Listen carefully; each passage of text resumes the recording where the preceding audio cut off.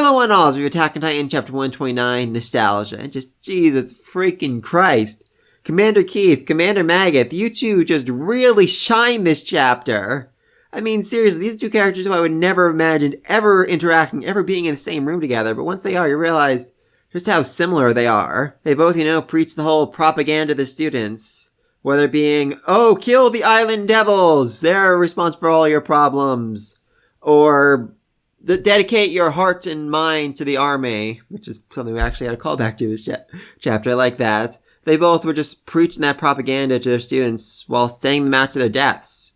I mean, yeah, Magath is more hated because he's essentially sending them out to commit mass genocide, but Keith wasn't all that much better. I mean, all the students he trained to be soldiers, they were very likely to die. I mean, this was before Aaron's Titan's powers came about, before they really knew anything about the Colossus or the Armor Titan. Are they going to come back? Or are they going to just destroy everything again?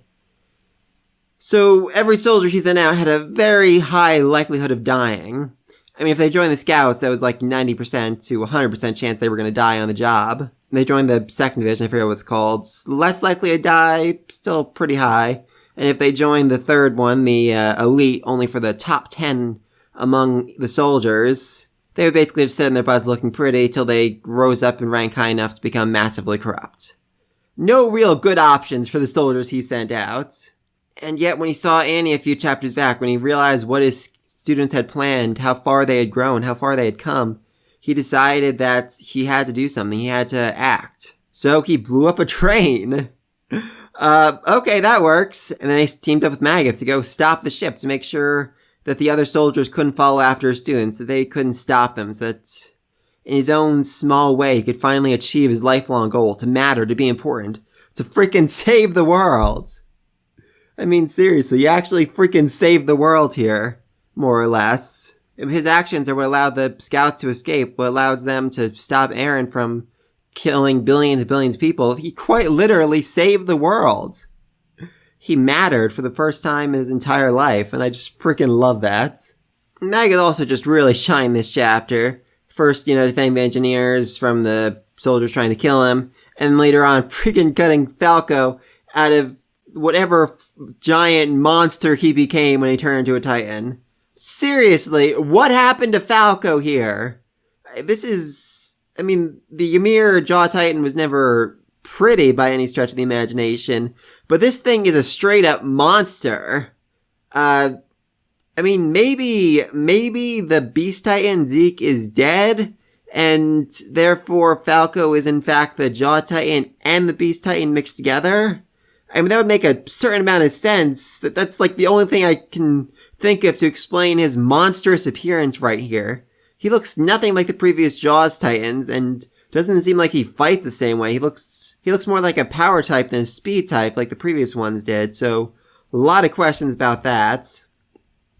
Not that surprised he went out of control either. I mean, the first time Aaron transformed, he has no memories of that, just, his hand coming out of the Titan's mouth that ate him.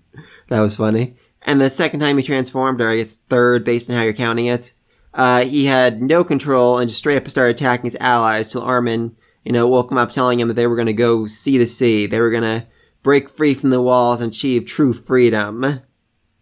Yeah, Armin, that might not have been the best thing to do. Just, after everything that happened, maybe you should have just let him stay nice and cozy in his bed for the rest of eternity. Just saying. Falco's just also got a whole bunch of guilt because he's essentially useless right now. I mean, the guy he ate was a trained soldier with a lot of experience. He would be way more helpful in this situation, and, then Annie and Reiner wouldn't have been cut to pieces that badly, but because he has no training, he's never transformed before, a lot less helpful, especially when he starts attacking Peak, and Magath has to literally cut him out.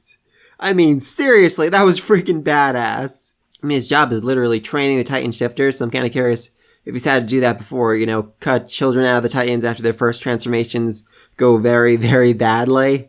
I don't know. Very impressive he was able to do it, though. Anyway, yeah, then Keith and Magath go out in a blaze of glory, blowing up the ship so the enemy can't chase after them. And I just really love this as a death for 2 of them. I also saw some online saying this was like the old generation dying. The past generation, they were too racist. They were too bigoted. They were too stuck in their own opinions. But the new generation, they'll be more open-minded. They'll be more willing to compromise, to make peace with the people their ancestors considered to be the enemy, that their ancestors considered to be the devils. And we have seen that in Gabby. I mean, I know Gabby is very much hated on the online community, but hey, she killed Flock, so I like her right now. I mean, seriously, who the freak is Flock? I have to really ask that. Was such a minor character, and then all of a sudden he became a cult leader. How? How did this guy become a cult leader? Seriously, I just really did not like him. He was super annoying, and I am very glad he's either dead or seriously injured. So good on you for doing that, Gabby. But anyway, I was saying, but her story arc has essentially been, living and dining with the Eldian devils, getting to know them, getting to realize that the propaganda she's been taught her entire life isn't true. I mean, it all started back when, they asked Reiner back in Marley, hey, what were the island devils like? And he told them the story about the girl who stole a potato, who she later killed. Oh, that's kind of ironic. And at that moment, Gabby was so very confused as she heard the story, as she wondered, how could this be? These are the devils. Surely they must all be monsters. But as she lived and dined with them, she came to realize the truth, and hopefully this will eventually lead to a time when the other Eldians are accepting of the Islanders, and maybe one day all of Marley too. Though hopefully by that point the Titans are completely gone, utterly eliminated from the face of the earth. Ymir is set free, no more Titans are being made, it's just the end of it, for good now. I mean, I really don't think the series can end without, the Titans ending, without just them no longer being a threat to the world anymore. I mean, there's definitely a theme that we saw earlier on, that the Titans aren't as big a deal, they aren't as useful or as dangerous because technology keeps advancing. They're finding new ways to feed them cannons that can pierce their armor, that can kill them instantly, maybe even some poison down the road, something, and just, with the invention of flying technology that can take them out from far away, Titans aren't that big a deal anymore. They aren't this overwhelming powerhouse of a threat that can cause a nation to essentially conquer the entire world. But even with that being said, I still feel like the Titans need to go. They need to end. Set Ymir free. Please, for the love of all that is good in this world, set her free. And you just gotta feel bad for Annie and Ryan in this fight, because they get their butts completely wrecked by these Thunder Spears. I mean, I'm hoping at some point on the drive over here, someone explained to her exactly what a Thunder Spear is, because otherwise that would have been a very unpleasant surprise for her. I mean, Reiner seems to handle a lot more Thunder Spears than he did the first time. Maybe it's because he's a little stronger, but I think it's more because he knows what they are, he knows how they work, he knows to expect them, so he's able to withstand them better. Also, just continuing on the sad train for Annie, they basically say that Liberio is basically already doomed, it's already destroyed, or by the time they get there, it'll be completely wiped out of the face of the earth, which is, Annie's whole motivation for wanting to stop Eren to save her father's life. So if she finds out that, it might end very badly. I mean, she definitely seemed irked when she found out they're going to do the maintenance on the continent. She actually says, it's unsafe here for sure, but would we be able to beat the Founding Titan with that? Will I be able to go to my dad in Liberio? No, you won't. Liberio will already be wiped well off the map by the time you get there. I mean, it seemed like her dad was starting a whole little rebellion, so there's a good chance he could have convinced everyone to flee, but Hanji also says the Titans are faster than horses, so not a whole lot you can do about that.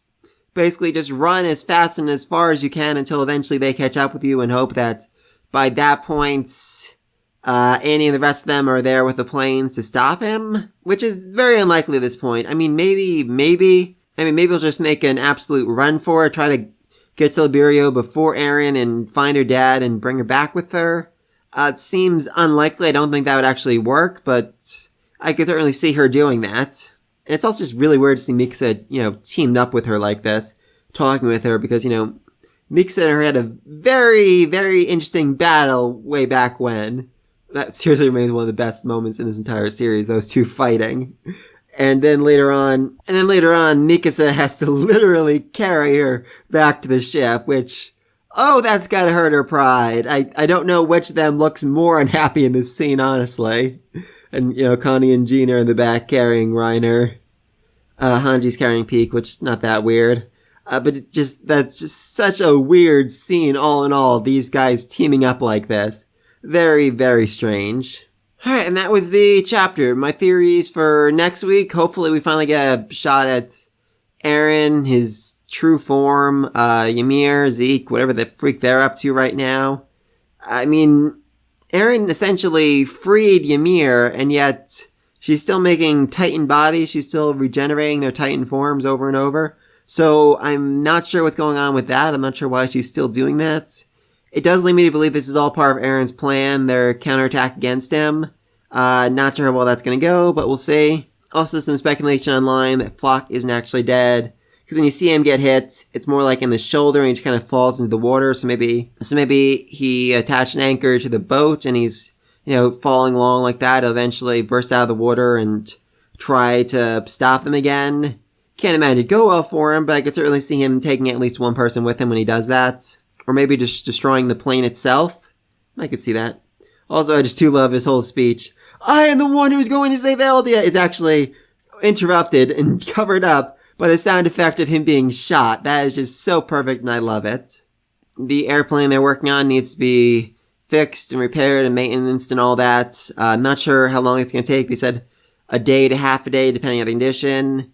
Yeah, let's hope it's closer to half a day because even they said if it's more than that, we're kind of gambling. We might not be able to do it before Eren shows up and kills us all. So, yeah.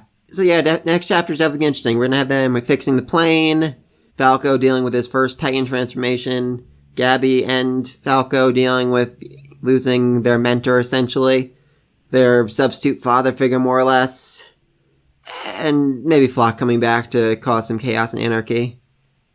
Oh, also, it's going to be one of the last chapters. The creator of Attack on Titan recently stated that there is about 5% left of the story, which, based on the number of chapters, means somewhere between 5 and 7 chapters to go.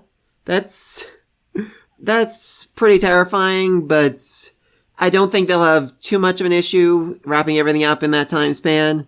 I've said this before, but I still think they're going to go with the Code Geass ending. Eren intentionally wanted the entire world to hate him, to view him as the main big bad, the threat, so that when he dies and brings Titans with him, everyone will be like, oh, it wasn't the Eldians' fault, it was just that weirdo Eren. He was the one responsible for all this. He was the devil of the world. He was the true monster, and that he's gone. We got no problem with the Eldians. Definitely won't go that smooth, but hopefully something along those lines. And then hopefully an epilogue where everyone's just living their happy lives in the future. Not really at peace, but less at war than they are now. Less racial tensions than we're experiencing at this moment. I don't know. That is my hope. I actually think I heard at one point the creator originally planned for the series to end with all the characters dying, but then when the series got popular, he was like, oh, yeah, I can't kill off everybody, so let's write a happier ending, I guess. I don't know if that's true, but it would certainly fit the themes of this series. But please, let me think about all this down below. Is Flock dead? What do you think about the big sacrifice of Keith and Magath? To me, it felt like an old Western ending, The cowboys know they've been surrounded and there's nothing left to do, so they just go out guns blazing, taking out as many of them as they can with them. I love it. Anyway, let me think of all that down below. Be sure to like and subscribe to the next video. Until next time. Peace.